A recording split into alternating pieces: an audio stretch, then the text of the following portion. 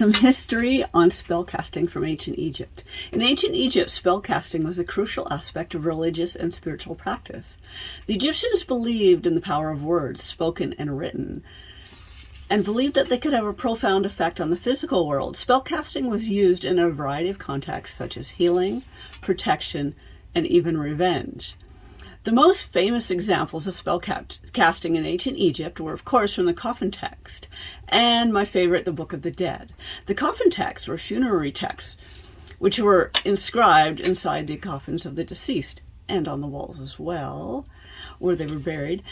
And these were intended to protect the dead, the person, and the soul, and the ba and the ka, and to guide them and guide the soul into the afterlife.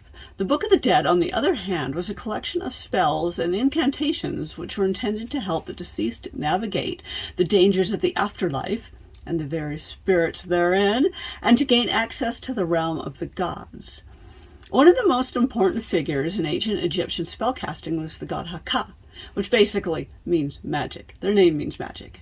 Haka was the god of magic, but also considered to be magic, and also medicine, and was believed to be the source of all magical power.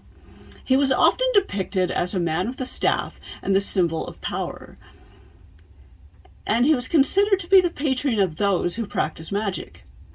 The practice of spellcasting in ancient Egypt was not limited to the elite. Fortunately, obviously, because the elite, as today, were only 1%, really. Even the workers for the elite was 10%. Spellcasting was a common practice among the general population, and many people would consult with local sorcerers and priestesses. See magic done for you by another, and paid for, usually, what has been done since ancient times. Anyways, they would contact their local sorcerer or priestess or jinn worker and for assistance in the various troubles in life. You know, love, finances, the same stuff as today, really. These practitioners were considered to be the experts on the use of magic and were respected members of the community. In conclusion, spellcasting was an integral part of the ancient Egyptian culture and religion. The power of words and symbols were believed to have the ability to affect the physical world as well as the afterlife. The coffin texts and the Book of the Dead are important examples of spellcasting, and the god Haka was revered as the source of most magical power. Not all, but much of it, because the rest of the gods were also believed to be sources of the magical power, and of the spellcasting power, and of the results therein.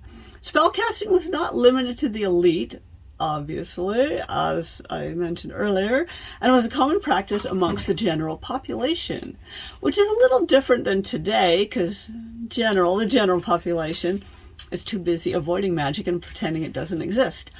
Anyways, a bit of a longer video on the DLTW series from Enochian.org.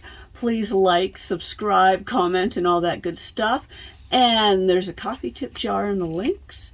And there's a Patreon in the links, as well as some courses that I'll be providing soon coming up in the links. Check them all out down below. Anyway, thanks for watching.